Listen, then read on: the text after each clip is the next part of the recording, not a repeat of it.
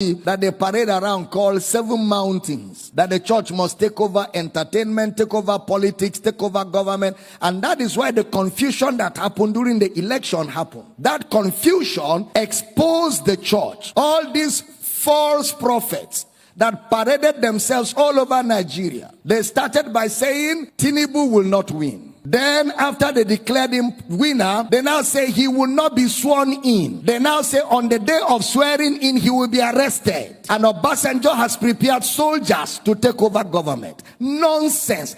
Even their minds is corrupted. And that is why we keep saying, calm down, let's teach you Bible. You call us heretics. Let ignorance disgrace you before the world. Some churches fasted and prayed for Tinubu to die. The man is your commander-in-chief. Deal with that. That's how when Buhari entered office, a lot of Christians began to say he will die. They even said when he went to outside the country that he will not come back alive. Christians, churches, that he will die. The man did 8 good years and went home younger than when he became president, to show that the Lord is upright and there is no unrighteousness in him. God is not a killer.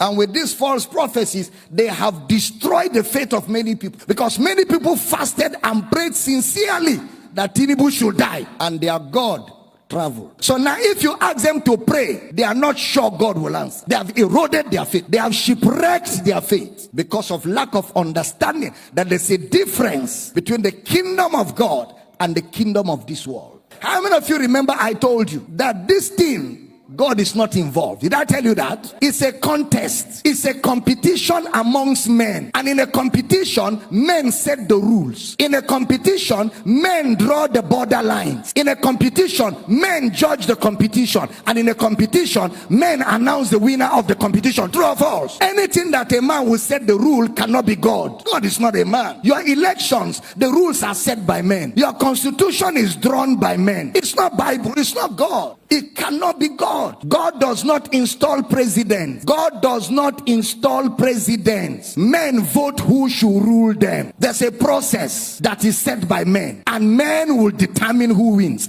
and men will announce. Didn't you go to school? It is called a democracy. What is a democracy in social studies? Government of the people, for the people, by the people. How did you bring God in? The government of God is a theocracy. You didn't hear what I said. The government of God is a theocracy. That is God's government over his people. There is no theocracy anywhere in the world. It is democracy all over the world. That is why preachers in America kept saying Donald Trump will win, and kept saying it. In fact, one woman of God was on television praying, oh God, send African angels to come to America and make Donald Trump win. Look at caricature, disgracing themselves, men and women of God, embarrassing themselves before the world, before unbelievers, before other religions, making a caricature of themselves, allowing themselves to be overtaken by lust, ambition, and greed. All of us want Nigeria to be better, including myself. I want a better Nigeria. I want a great Nigeria. I want us to have the best of government. I want us to have development.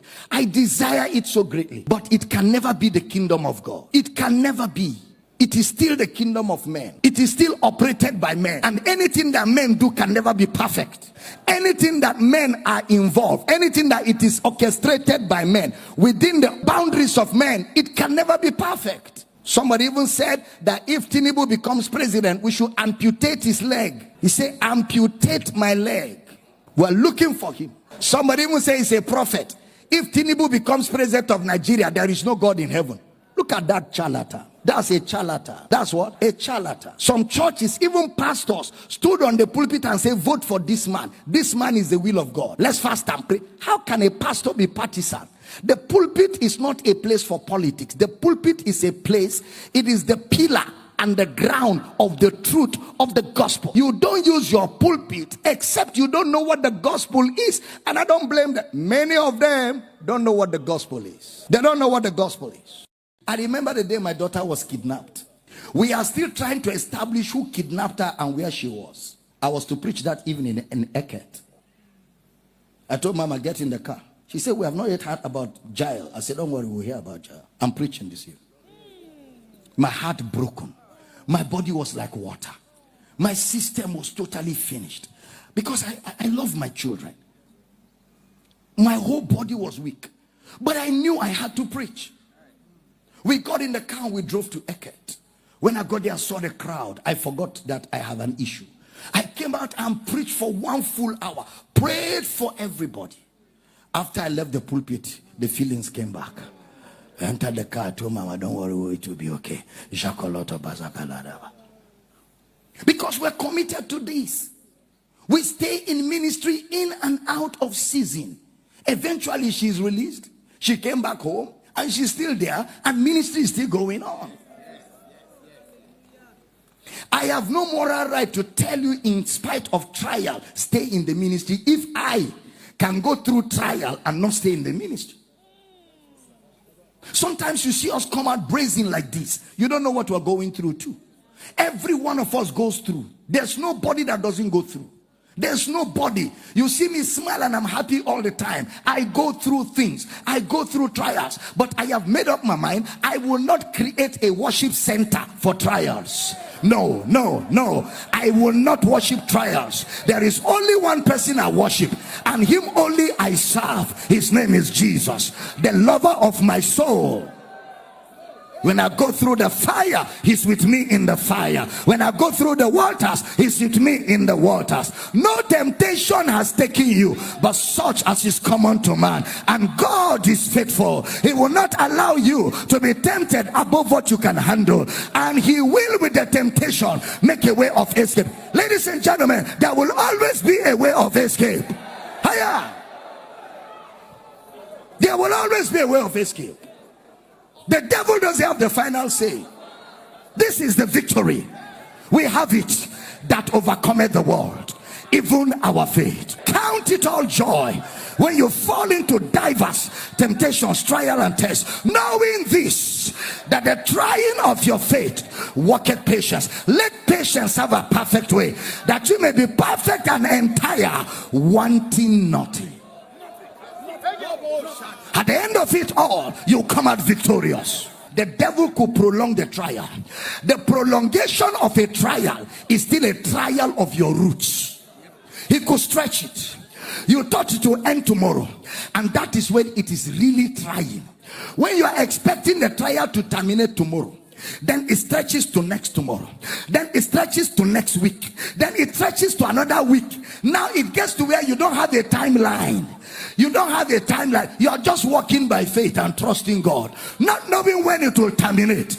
That is when your stamina for prayer, that is when your resilience for prayer cruise will kick in at that time. Because at that time, what wins the battle is resilience, endurance, tenacity. Everything look like all hell broke loose. You are still in ministry. You are still in ministry. You are still preaching. You are still helping. You are still building the kingdom. Then after a while, Brother Peter said, when you have suffered for a while, after a while, a new phase comes. That phase disappears. Then it's like it never happened. Then it's like nothing really happened. I don't know if I'm talking to somebody here. And then a new phase opens up. You are refreshed. New things begin to happen. Because after Satan tempted Jesus 3 times, Jesus told him, it is written. Second time, it is written. Third time, it is written. Satan now left him for a season. And angels came to minister. At every time you overcome a phase of trial, there is a ministration to refresh your soul. Somebody shout, I hear you. Yeah. You are not alone. Never quit ministry for trial. Even if you are not in ministry, you will be tried. So don't quit ministry for trial. Stay in it. Stay in it. Pray, stay. Take messages. Play them and fire up. Gather brethren. Be in fellowship. When trials come, be in fellowship much more. Much more. That's when you need to be around the fire. That's not when to go off. That's not when to take time off. It's not every time things are going to be okay. But we cannot surrender the passion and the vision to convenience. No. Except it's not the ministry of Christ.